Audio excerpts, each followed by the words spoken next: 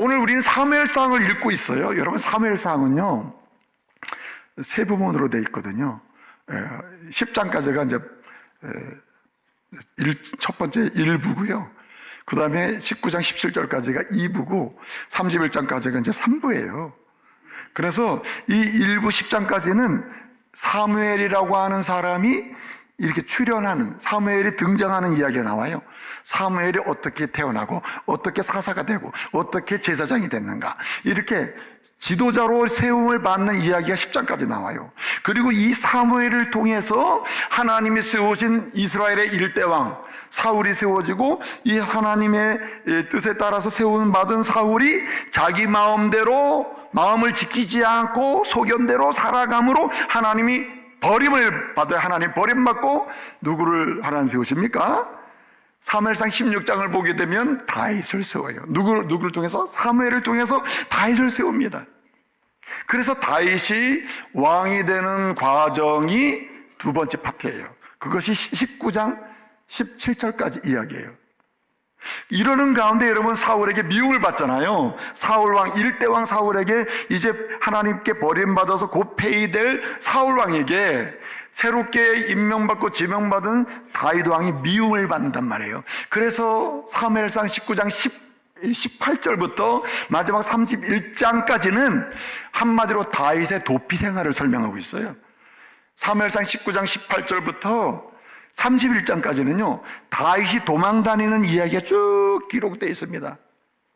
여러분, 도망다닌다는 자체가 고난 아닙니까? 사울이 군대를 동원해서 그를 죽이려고 추격하는 이 상황에서 다윗은 그 좁은 이스라엘 땅 안에서 도망을 다닌다. 이게 얼마나 피곤한 일입니까? 한마디로 왕이 군대를 동원해서 다윗을 죽이려고 했기 때문에 아무리 도피를 잘 해봐도 그 조그만 땅덩어리, 여러분 이스라엘이 되게 굉장히 작은 땅이에요. 그러니까 여러분 가보신 분은 아시겠습니다만은 그 작은 땅에서 왕이 군대를 동원해서 죽이려고 하니까 도망을 다녀야 되는데, 사실은 객관적으로 생각해보면 도망 다녀도 붙잡힐 수밖에 없다, 이렇게 생각해보면. 그러나 여러분, 19장 18절부터 마지막 사무엘상 31장까지가 다윗의 도피 생활을 이제 설명해 주거든요. 도망다니는 이야기예요. 19장 18절부터. 근데 이 도망다니는 것도요 그냥 막 기록하지 않아요. 이 19장 18절부터 마지막 31장까지 이렇게 보면은 도망생활, 도피생활 1기, 도피생활 2기, 도피생활 3기로 이렇게 설명이 되고 있어요. 세 부분으로 도피생활이 설명되고 있다니까요. 그래서 이 19장 18절부터 22장까지 도피생활 1기, 23장부터 26장까지는 도피생활 2기, 27장부터 도피생활 3기예요. 설명하는데 말하려고 하는 요지는 다윗은 사울과는 달랐다는 거예요. 다른 게 뭘까요? 다른 것이 딱 하나가 있어요. 그것이 뭐냐면은, 사울은 하나님의 왕으로 세움을 입은 다음에 일대왕이잖아요. 세움받고 나서 그는 세움받고 나서 얼마 지나지 않아 바로 자기 마음을 지키지 않아서 자기 마음대로 한 거예요. 그런데 여러분, 19장 18절부터 도피 생활을 하는데 이 다윗이 16장에서 사실은 왕으로 기름 부음을 받거든요. 사무엘은 이제 기름을 붓는단 말이에요. 사무엘상 16장에서 이 왕, 너는 왕이야, 이스라엘 왕이 될 거야, 이렇게 기름 부음을 받았고 지명을 받는데, 그 뒤로 다윗이 보여준 것은 사울과는 정반대예요. 사울은 점점 자기 마음대로, 마음을 못 지켜요.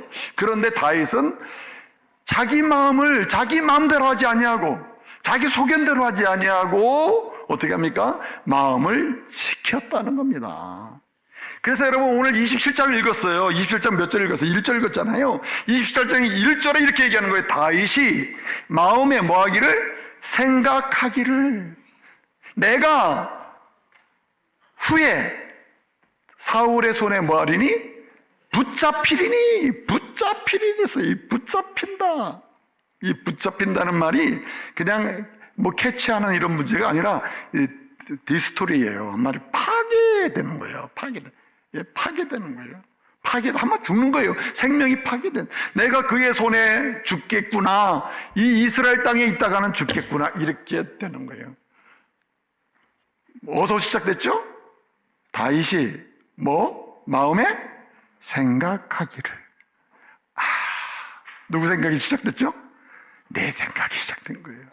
내 생각이 들어오기 시작한 거예요. 내 생각을 두려움이 공격하기 시작해요. 사단은요, 다양한 방법으로 공격할 때 마음을 두렵게 하고 불안하게 만들거든요.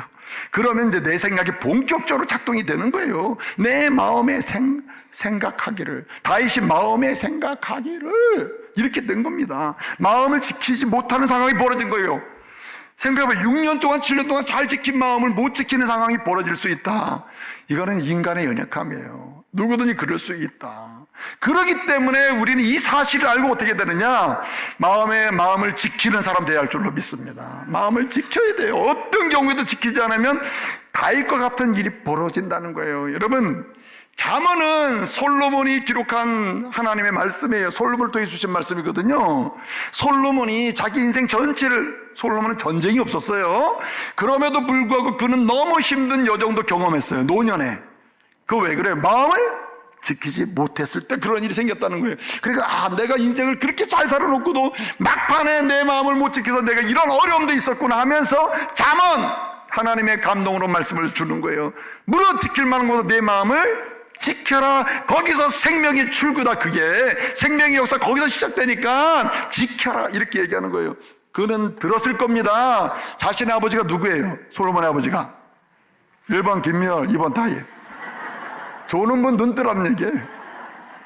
솔로몬의 아버지는 다윗이란 말이에요. 다윗이 자신의 아버지도 1기, 2기 그렇게 마음을 잘 지키다가 뭐 한 적이 있어요? 지키지 못하여 3기, 도피생활 3기 문제가 생겼던 것을 다윗은 안다는 거죠. 솔로몬은. 그러니까 오늘 이 말씀 대단히 중요해요. 마음의 생각을 지키는 게 대단히 중요하다. 그러니까 어떻게 했어요? 마음을 못 지키니까 어떻게 됐습니까? 여러분, 마음을 순간에 못 지키니까 두려움의 포로가 되는 거예요. 두려움의 포로가 되면 누굴 두려워합니까? 두려움의 포로가 돼보세요. 누굴 두려워하죠? 1번 하나님, 2번 사람. 아이고, 어떻게 이렇게 잘하십니까? 여러분, 마음을 못 지켜서 두려움의 포로가 돼보세요. 하나님 두려워하지 않습니다. 사람이 두려워지는 거예요, 사람이. 그러니 이런 말이 나오는 거예요. 마음에 생각하기를. 내가 후일에는 누구의 손에? 사울의 손에 붙잡히리니 죽으리니 내가 이 땅에서 살 수는 없다. 블레셋 땅으로 내가 피하여 돌아가서 사울의 손에서 뭐하리라? 벗어나리라. 이러고 있는 거예요. 네? 두려움이 밀려오니까 사람을 두려워하기 시작하는 거예요. 그러니까 공격당하는 게 순식간이라니까요. 순식간에. 여러분, 26장 25절이 27장 바로 앞이잖아요. 앞인데 사울을 통해서 야, 너 진짜 고맙다. 야, 내게 복이 있으리로다. 내가 큰 일을 행할 거야. 너 승리할 거야. 사울이 살고 나니까 얼마나 고마우면 그런 얘기 했겠어요. 그런데도 바로 사실은 이제 그 히브리 용법 중에 와우 용법이 있거든요. 이 단어 앞에 와우를 이렇게 내려서 쓰면 접속사예요. 이걸 쓰면은요, 앞에랑 뒤에랑 연결된다는 의미가 있어요. 계속된다는 얘기거든요. 근데 여러분, 27장에 보게 되면 이게 와우 용법으로 돼 있어요. 1절이 앞에 이야기랑 뒤에 얘기랑은 시간상으로 길게 떨어진 이야기가 아니다. 이렇게 연결돼 있다. 이런 얘기예요. 그래서 여러분, NIV 영어 성경에는 이것을 강조하기 위해서 밭을 쓰고 있어요. 그러나 앞에 이렇게 마음을 지켜가지고 잘 오고 심지어는 사울로부터 복도 받고 축복도 받고 사울을 죽이지 않고 이런 결과까지 왔어요. 대단한 일이 아닙니까? 그러나 한순간에 그는 마음에 생각하기를 마음을 못 지켰다는 거예요. 자기가 생각하기 시작했다. 그래서 두려워하기 시작했다는 거예요. 연속되고 있어요. 여러분, 뭔가 잘 될 때, 뭔가 일을 매듭질 때, 그때 여러분 특별히 마음을 지키는 은혜가 있기를 바랍니다. 매듭질 때, 연령에 매듭질 때, 40대에서 50대 넘어갈 때, 네? 잘 살다가 가난함으로 문제가 생겼을 때, 매듭질 때, 네? 건강치 못함으로 매듭질 때, 건강치 못한 상태에서 건강으로 매듭질 때, 여러분 마음을 지켜야 돼요. 저는 이 병든 분 있잖아요. 그냥 큰 어려움이 있는 분들 얘기하거든요. 주님 고쳐주시면 주의 뜻대로 살겠습니다. 성전에서 봉사하게 살겠습니다. 목사님 말씀만 하시면 내가 다 하겠습니다. 하긴 뭘 하십니까? 딱 고침받고 나니까는 안 와. 예배도 잘 안 해. 그러니까 그때 조심해야 된다니까. 마음을 지켜야 된다니까요. 마음을 못 지키면 순간에 무너진단 말이에요. 다윗이 그랬다. 그래서 어떻게 사람을 두려워하게 되는 것입니다. 아무리 어렵고 힘들고요, 고통스러워도요, 하나님의 거룩한 은혜의 영역을 벗어나지 마시기 바랍니다. 이 다윗의 문제가 여기에요. 그래서 두려움의 공격을, 마음을 못 지키고 두려움에 공격받잖아요. 공격받으면은 사람을 두려워하고 하나님을 불신하게 되고 결과는 죄를 짓게 됩니다. 죄가 뭐예요? 결국은 그러니까 벗어나는 거예요. 하나님의 백성은, 언약의 백성 이스라엘의 삶의 터전은 이스라엘 땅이요. 땅. 이스라엘의 영적인 이스라엘 그 땅에 머물러야 되거든요. 그 다윗이 어떻게 됐습니까? 블레셋으로 피하여 들어갔다 그랬어요. 자유를 얻을 것 같죠? 아닙니다. 아니에요. 마음의 생각이 그렇게 만든 거죠. 여러분 생각해 보세요. 1기, 2기, 6년에 걸쳐서 도망다니는 동안에 안 죽었잖아요. 지켜주셨잖아요. 먹을 거 입을 거 다 줬잖아요. 여러분 하나님이 지켜주신 거 아니에요? 그러니까 여러분 어때요? 그러면 나머지 3기, 그 나머지 이후의 삶도 하나님 지켜주지 않겠어요? 그런데 여러분 어떻게 갑니까? 여기는 안 되겠다. 블레셋 땅으로 가는 거예요. 그래서 여러분 우리는 마음을 지키는 사람이 되자는 거예요. 그럼 어떻게 되느냐? 그래서 여러분 마음을 지킨다는 것은 마음의 생각 전에 할 일만 하면 돼요. 마음의 생각 전에 할 일, 마음의 생각이 하기 전에 할 일, 생각이 들더라도 그 생각대로 뭔가 하기 전에 할 일이 있다. 그 일을 하면 되는 거예요. 그 일은 첫째도 둘째도 셋째도 여호와 하나님만 의지하는 것을 믿으시기 바랍니다. 예수 의지하고 살아야 돼요. 찬송도 있잖아요. 예수 의지합니다. 예수 의지합니다. 예수 의지합니다. 예수 의지해야 돼요. 그런데 여러분 마음을 못 지키는 이유는 딴 걸 의지하기 때문이요. 이 사람만 의지하고. 그래서 여러분 이 잠언 28장 25절을 보면 이런 말씀이 있습니다. 이렇게 얘기해요. 욕심이 많으면 다툼을 일으키거니와 여호와를 의지하는 자, 하나님을 의지하는 자, 예수 의지하는 자는 어떻게 된다? 풍족하게 되느니라. 여러분 아무리 도피생활 여러 가지 어려움이 있어가지고 무너질 것처럼 보여도요, 하나님 의지하면 있어야 될 것 반드시 있게 하실 줄로 믿습니다. 여러분 하나님을 의지하는 게 그만큼 중요한 거예요. 여러분 그래서 여호와를 의지하는 가장 좋은 방법은 묻는 겁니다. 직접 묻는 거예요. 이 다윗이 마음에 생각하기를 이렇게 됐잖아요. 마음의 생각이 참 불행한 거예요. 원래 다윗에게는 참모들이 있었어요. 3대 참모의 30명의 용사가 있었거든요. 그런데 이상하게도 이 본문 1절 2절은 마음에 생각하기를 이러다가 내가 다윗 사울의 손에 죽겠구나, 블레셋 땅으로 가야지. 그리고 2절로 연결되거든요. 일어나 함께한 600명의 사람들 데리고 어디로 갔다 그랬습니까? 블레셋 아기스에게로 건너가니라 이렇게 돼 있거든요. 근데 여기도 이제 와우 용법이라고 이렇게 틈새가 없는 그 차이예요. 1절하고 2절에 그 마음에 생각하기를 생각한 것을 행동으로 옮기는데 며칠씩 그냥 한 달, 두 달 생각한다면 이게 아니고 생각이 났는데 바로 시행을 했다는 거예요.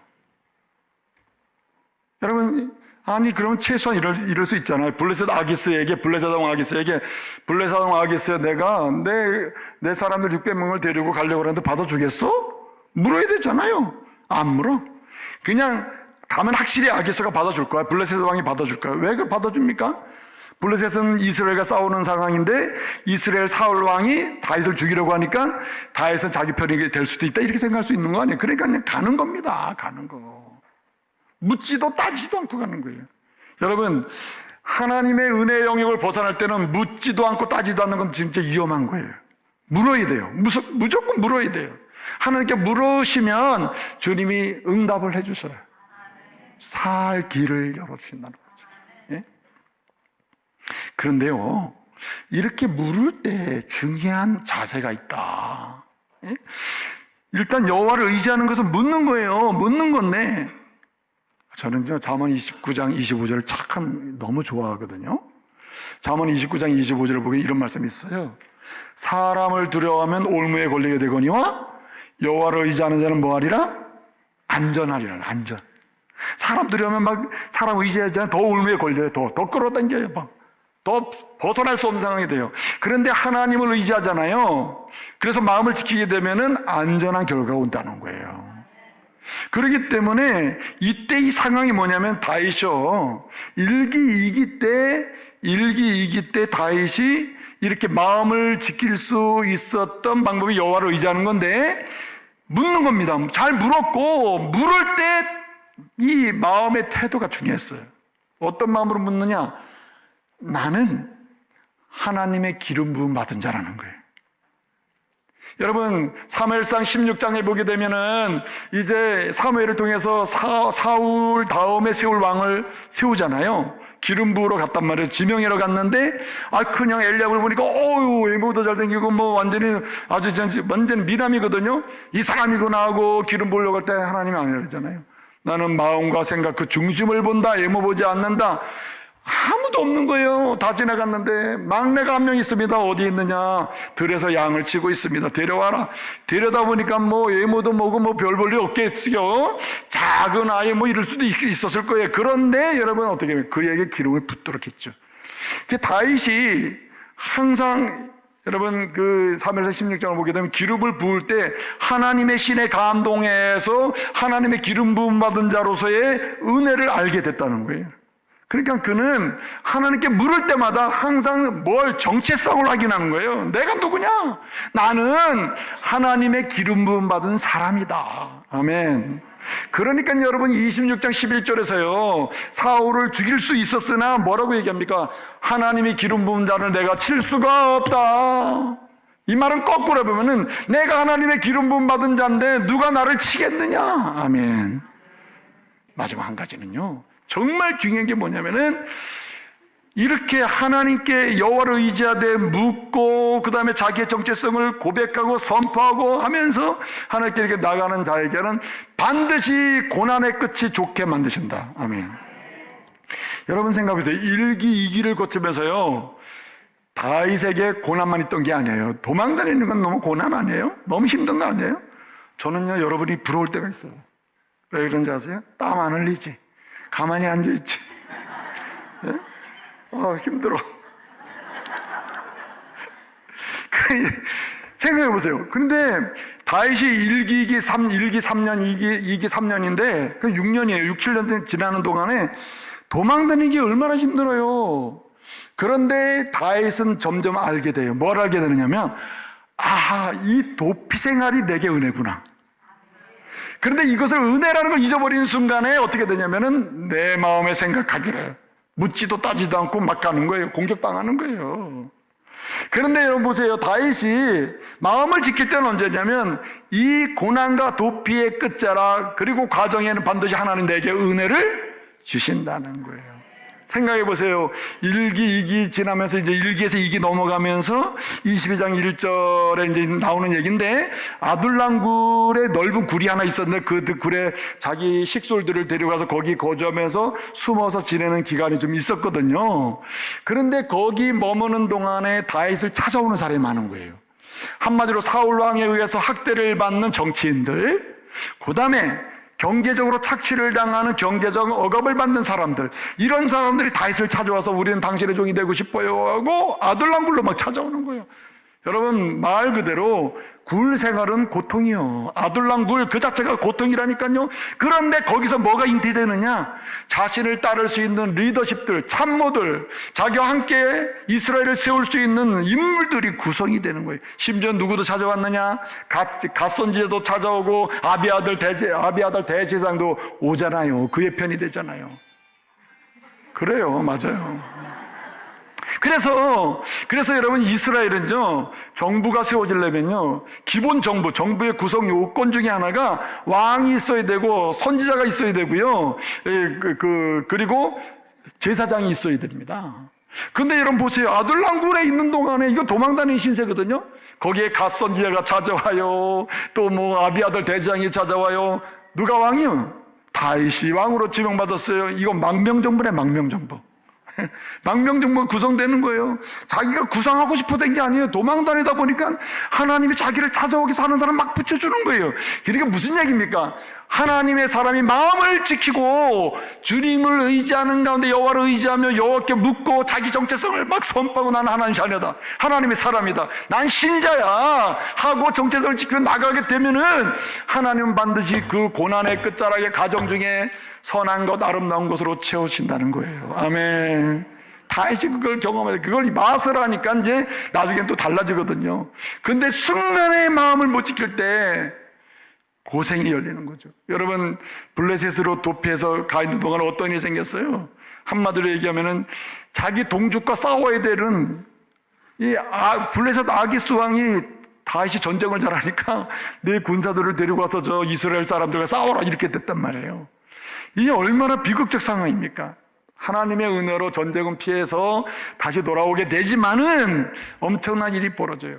여러분, 마음을 못 지키면요, 사람이 비굴해지는 거예요. 네? 여러분, 오늘 27장 5절을 보게 되면 이런 말이 나와요. 아기스 왕에게 나는 당신의 종입니다. 당신의 종이 어떻게 수도에서 내가 생각합니까? 시골에 한 도시를 주면은 내가 거기 가서 살 테니까 시골을 주세요. 그래서 시글락이라는 시골을 줬거든요. 거기 살으라고. 말이 얼마나 비굴합니까? 자기 몸 하나 살려보려고 이스라엘의 왕으로 지명받은 사람이 블레셋 땅 이스라엘 그 아기스 왕에게 가서 나는 종입니다 이러고 있으니 이게 비굴함의 극치 아니에요.